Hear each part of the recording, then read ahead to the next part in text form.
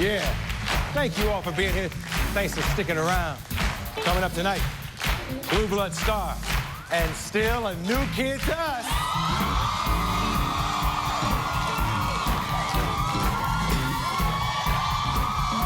Donnie Wahlberg!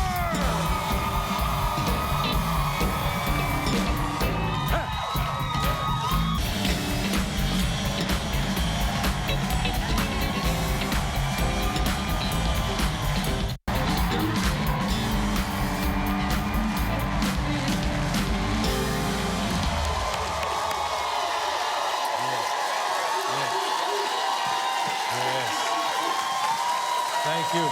Welcome back. My first guest tonight stars on the hit CBS show Blue Bloods. He is also the executive producer of TNT's Boston's Finest. You notice my dog, right? And I know y'all love him. Y'all love him too much. Please welcome our favorite new kid on the block. This is Donnie Wahlberg.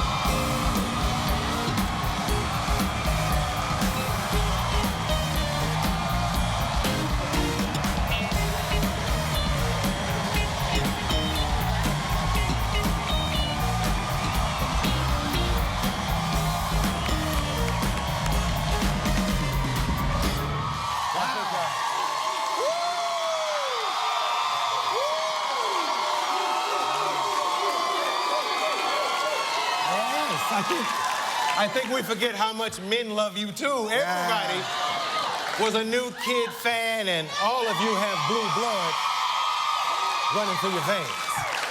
I think they're cheering because they know how much I respect you, man. I think that's a little bit of it, too. This audience, they grew up with me, and they know how much of a part you played in my career, my brother Mark's career. I mean,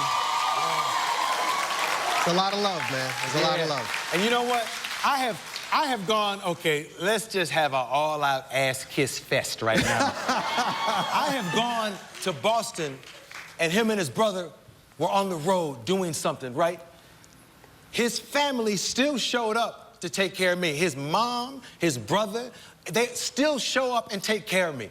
We have a great respect for each other, and I'm so glad you all love him, because new kids are back. The reunited after 15 years. What's that like? I think that's what it's like.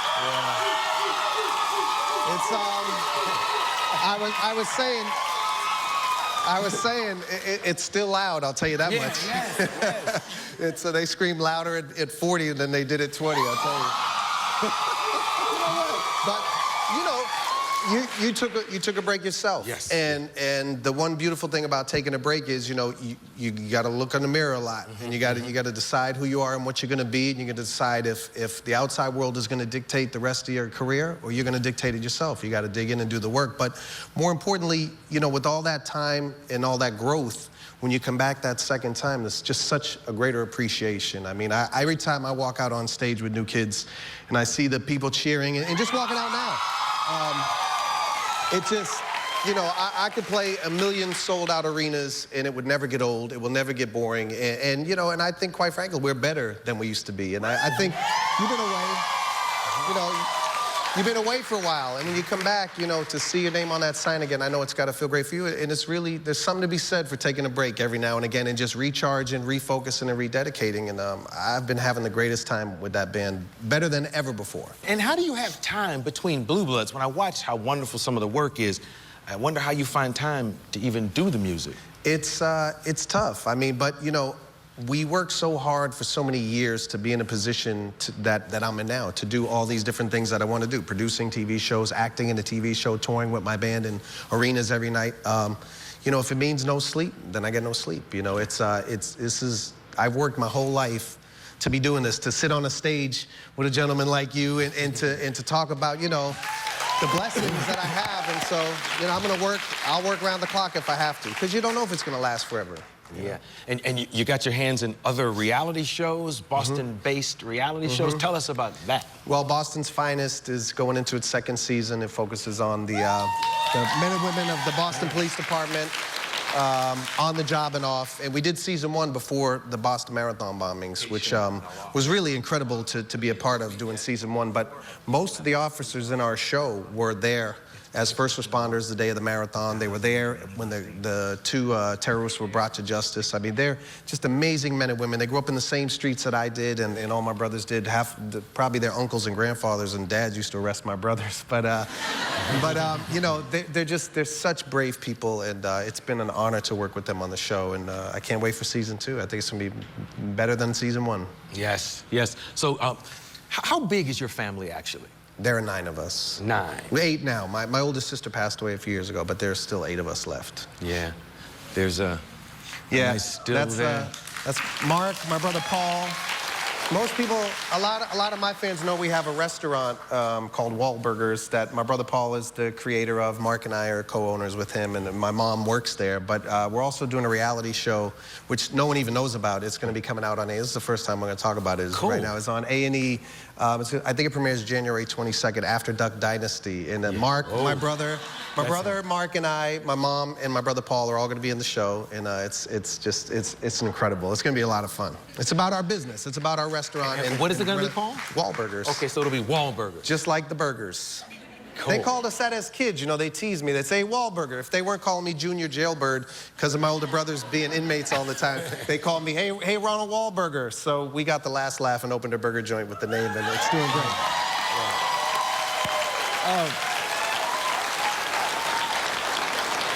I think one of the things I'm happiest about, and all this is good, you know, reuniting the group and all these hit things you have your hands in, but what I'm happiest about is, as a man, it seems like your love life is in good shape. It's good. It's good. It's very good.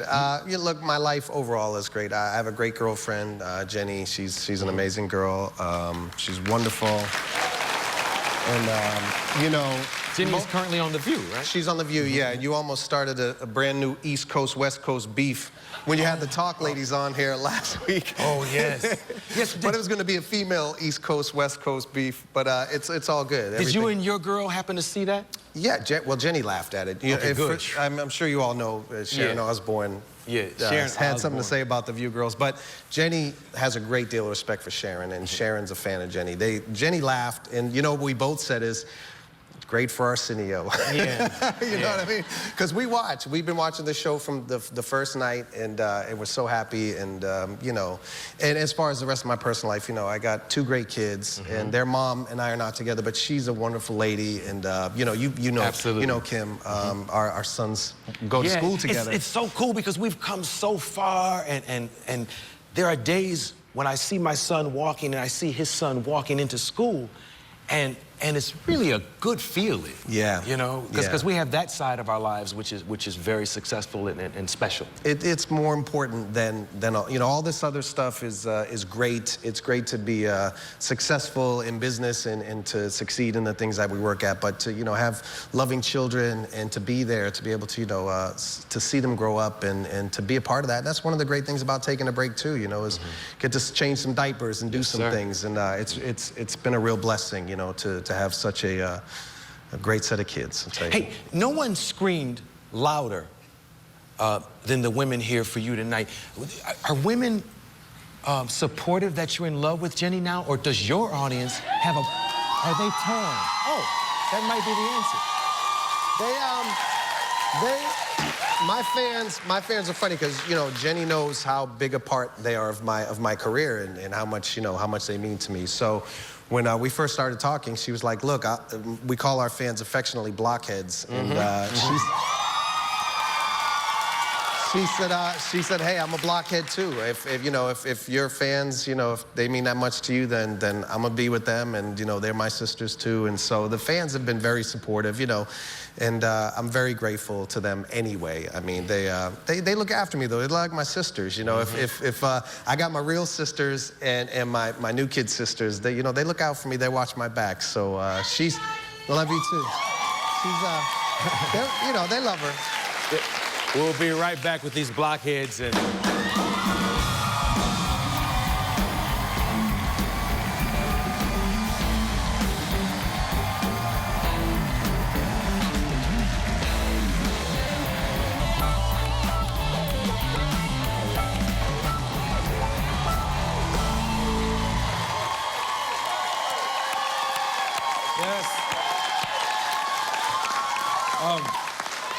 We were talking about Jenny Mac before we went to commercial, and it's interesting because of all the talent you have and all the wonderful things about you, her favorite thing is your ass. At least that's what I read. That's what I read. She says you have a great ass, that's the quote. And my smile, and my award-winning smile. She didn't say nothing about the smile in the article I read. She talked about your ass. It's plump, Arsenio. It's very high.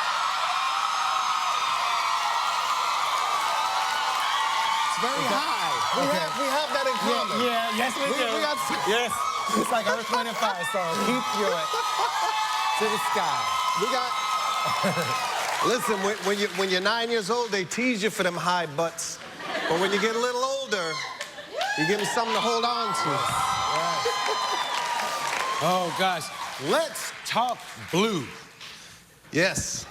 A wonderful, successful cop show, and you are Mr. Boston, yet this thing is based in New York. How hard is that? Whew, it's a lot of fun, but they get me, man, in New York. Yeah, oh yeah. Every day I'm shooting on the streets. There's nothing like shooting on the streets in New York, especially playing a cop, because we work really hard to represent the cops the right way in New York, and they're incredible policemen and women. And but the people walking down the streets, I mean, they tease me every day. Red Sox suck, and Celtics suck, and Patriots suck, but we got the World Series, so. Yes. So I've had a great time the last few weeks letting them have it at work and walking around with my Red Sox hat on. It's been fun. Yeah. You know, I tweeted you after the bombing. And I wondered, what was that like, and where were you on that day? Ironically, I was on the set of Blue Bloods. We were shooting the family dinner scene, which is sort of the signature part of Blue Bloods. And, you know, one of the crew members came up and said, hey, you should call home and make sure everything's okay in Boston. And I was like, why? And they were like, well, something happened at the marathon. I was like, oh, okay. I just figured it might have been a pipe burst or something. I really didn't think much about it. And then another crew member and another crew member, and they had this serious look in their eyes. And it occurred to me, they're New Yorkers. And the only people in this country, maybe other than Atlanta during the Olympics with that bombing, that have really been through a terrorist act like this are New Yorkers. And they had a look in their eyes that they knew something serious was happening. And they said, let's just stop shooting and get on the phone and call Boston. And when I called, I realized how serious it was. And I mean, just to see something like that on American soil is tough enough. But to see it, you know, I mean, I went to theater class in high school right where that first bomb went off. And I mean, those are the streets that I made my bones there, you know what I mean? It's like, to see that happen in my city was just devastating. And, but I have to say, equally as momentous is the way people responded to it. I mean, unbelievable. Not only the policemen and women and the emergency service and the firemen, but regular citizens. I mean, that city rose up from a really horrific situation, and it's never been stronger than it is right now. I'm just so proud to be a Bostonian. It's just an amazing city. I live in LA. I was born in Cleveland, but there was a unique kind of love that I had after the World Series, and I think everybody had to feel good for Boston. Yeah, I think everybody did, and it's a beautiful thing. You know, Boston is a tough city. I mean, look, it is a tough country.